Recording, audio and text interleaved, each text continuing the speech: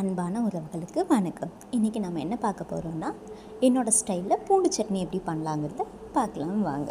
இந்த சட்னி இட்லி, தோசை, சப்பாத்தி, ஈவன் சாதத்துக்கு கூட சூப்பர் காம்பினேஷனாக இருக்கும். இந்த ரெசிபி போட சொல்லி நம்மளோட சப்ஸ்கிரைபர் ஒருத்தங்க கேட்டிருந்தாங்க. அவங்களுக்காக இந்த வீடியோ. இதுக்கு தேவையான பொருள் 15லிருந்து 20 பல் பூண்டு, 4 தக்காளியை 4 நறுக்கி வச்சுருக்கேன், 2 துண்டு புளி, 1/2 டீஸ்பூன் ஜீரகம், வதக்கறதுக்கு 2 டீஸ்பூன் ஆயில், உப்பு, இது கூட 3 வரமிளகாய் எடுத்துக்கோங்க. ஒரு கடாயில் எண்ணெய் ஊற்றி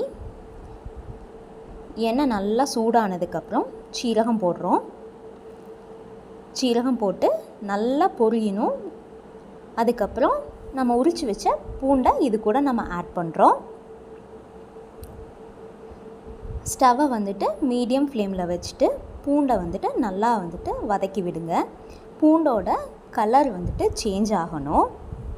ஆயிலே அந்த பூண்டு குக் ஆகணும். குக் ஆகி அதோட கலர் ப்ரௌன் கலராக சேஞ்ச் ஆகும். ஸோ இப்போ நான் என்ன ஆட் பண்ணுறேன்னா, 3 வரமிளகா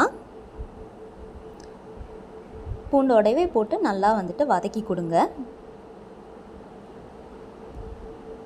இப்போ பூண்டோட கலர் நல்லா சேஞ்ச் ஆகிடுச்சு. இந்த ஸ்டேஜில் நான் நறுக்கி வச்ச தக்காளியை ஆட் பண்ணுறேன். அது கூடவே அந்த 2 துண்டு புளி, இது எல்லாமே வதங்கறதுக்கு தேவையான உப்பு, இது எல்லாமே சேர்த்துட்டு கிளறி கொடுங்க. இதுக்கு தண்ணி ஊற்றணும் அப்படிலாம் எதுவும் அவசியம் இல்லை. அந்த எண்ணெயிலே நல்லா வதங்கும். இப்போ தக்காளியோட தோல் நல்லா பிரிஞ்சிருச்சு. நம்ம கூல்டவுன் பண்ணிவிட்டு மிக்ஸி ஜாரில் போட்டு நல்லா அரைச்சி, நல்லா பேஸ்ட்டாக அரைச்சிக்கோங்க. திரியாக அரைக்கணும்னு இல்லை, நல்லா பேஸ்ட்டாக அரைச்சிட்டு நம்ம சட்னிக்கு தேவையான தாளிதம் ரெடி பண்ணிக்கலாம். எண்ணெய் போட்டு கடுகு போட்டு உளுந்து பருப்பு, கடலை பருப்பு, கொஞ்சோண்டு கருவேப்பிலை போட்டு நல்லா தாளித்து அந்த சட்னி மேலே நம்ம போட்டுடலாம்.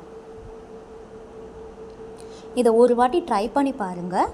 ரொம்ப ரொம்ப ரொம்ப ஈஸி அண்ட் சிம்பிள் இன்க்ரீடியன்ட்ஸ் தான். நீங்கள் ஒரு வாட்டி ட்ரை பண்ணி பார்த்துட்டு எப்படி இருந்துச்சுன்னு என்னோடய கமெண்ட்டில் சொல்லுங்கள். இந்த வீடியோ உங்களுக்கு பிடிச்சிருந்துச்சுன்னா லைக் பண்ணுங்கள், உங்கள் ஃப்ரெண்ட்ஸ் அண்ட் ஃபேமிலிக்கு ஷேர் பண்ணுங்கள். மறக்காமல் நம்மளோட பேஜை சப்ஸ்கிரைப் பண்ணிக்கோங்க.